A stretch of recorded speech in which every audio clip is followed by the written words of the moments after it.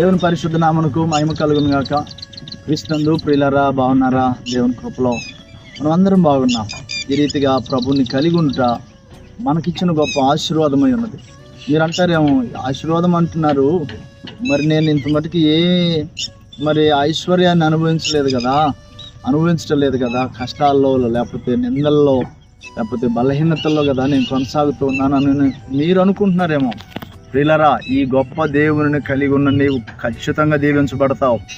ఈ రోజు ఉన్న పరిస్థితి రేపు ఉండదు. తప్పకుండా దేవుడు నిన్ను ఆశీర్వదిస్తాడు.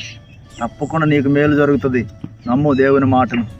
దేవుడు మనల్ని ఎంతగానో ప్రేమించుతున్నాడనే సత్యాన్ని ఎరిగి ఉండు. దేవునితో ఉన్న స్నేహంలో ఉన్న ఆశీర్వాదం గురించి ఈ దినాల్లో మనం మాట్లాడుకుంటూ ఉన్నాం. యోహాను సువార్త 11వ అధ్యాయంలో ఒక అద్భుతమైన మాటను మనము చూడగలం. 11వ వచనం, ఆయన ఈ మాటలు చెప్పిన తరువాత మన స్నేహితుడైన లాజరు నిద్రించుచున్నాడు, అతన్ని మేలు కొలప వెళ్ళుచున్నానని వారితో చెప్పగా. ఎంత అద్భుతమైన దేవుని మాట, ఎంత అద్భుతమైన మాట. మన స్నేహితుడైన లాజరు అంటూ ఉన్నాడు. మీకు బైబిల్ తెలిసిన వారు అయితే, బైబిల్ ధ్యానిస్తున్న వారు అయితే ఆ సందర్భాన్ని గురించి మీకు ఆలోచన వస్తుంది. లాజర్ అంటే ఏ స్థితిలో ఉన్నాడు?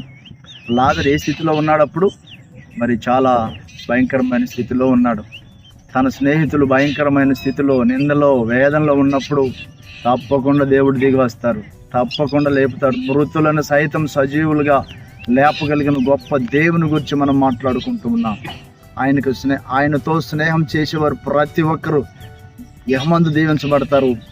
పరమందును ఆయన తప్పకుండా వారిని ఆయనతో కూడా కూర్చోబెట్టుకుంటారు.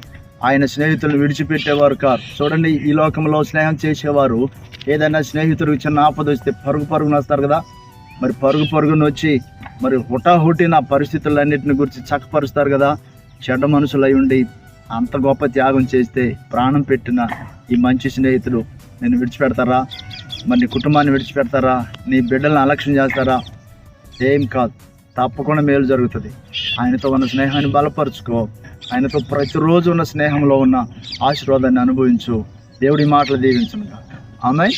మన తండ్రి అయిన దేవుని ప్రేమ, మన రక్షకుని యేసుక్రీస్తు ప్రభువారి కృప, పరిశుద్ధాత్మ సన్నిధి, సహవాసం, సమాధానం, క్షేమం చేరువని మనకు అందరికీ దేశం మంది ఉంటున్న సకల పరిశుద్ధులందరూ సదాకాలం తోడైన నడిపించును గాక.